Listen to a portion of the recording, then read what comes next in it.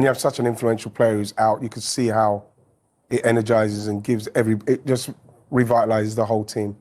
Arsenal weren't a million miles away from what they were trying to do when he wasn't there, but with him not being there, you can see how it all falls down. He's invaluable to us. I think you could see that with the way we played. I thought it was a fantastic performance from Arsenal in the way that we know that Forest, they went to Liverpool, only team that's beaten them, and it's going to be a tough game, but I thought Arsenal from start to finish, the way they control that game, especially with Ordegard in the team, it was really a good performance. And again, just one that they had to win. I thought it was a must-win, especially when we knew who Liverpool had, and I knew they were going to beat them. Didn't see the City one coming. But the fact is, Arsenal did the business, and it was very professional. Does it remind you of Bergkamp? Is he as important to the side as Bergkamp was to Arsenal? I think so, and I think that you could see that in the way he was just everywhere, and the passes through the lines, and then when he came off, and again, Arsenal took a big chance on getting rid of Emile Smith-Rowe and Vieira as number 10s because they've said 1 year he's ready. And they've taken him out, and 1 year he's come on, and yes, he scored his goal, but he looks the same. He's taken up the same positions. So hopefully that is something that will continue to happen and he can get more important games. But when you look at how solid it is at the back, the midfield's looking good. Obviously, Thomas Partey coming in and scoring that goal is brilliant.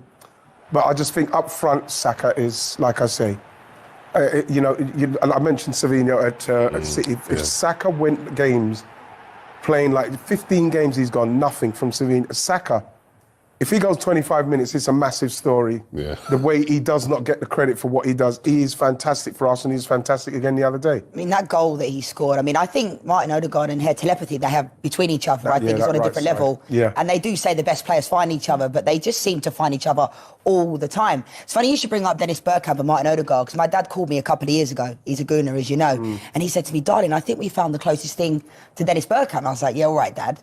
Dennis Bergkamp is my idol ever. And I see where my dad's coming from. My dad knows football, but it's true, like the touch, the manipulation. And I think with Martin Odegaard, when you watch him live, similar to Dennis Bergkamp, I used to go to Highbury just to watch him warm up.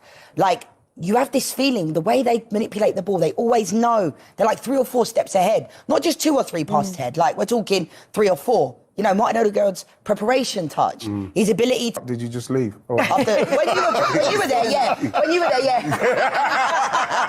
No, but, there's some players, they're special players. He's special. I'd probably put Pogba in there. I'd put Mesut Ozil in there. Put Ordegard in there. If you can have an isolated camera, it's a beautiful thing to watch. Obviously, Zidane, the ultimate, but be unbelievable player to watch in the way that he manipulates the ball and gets other players moving.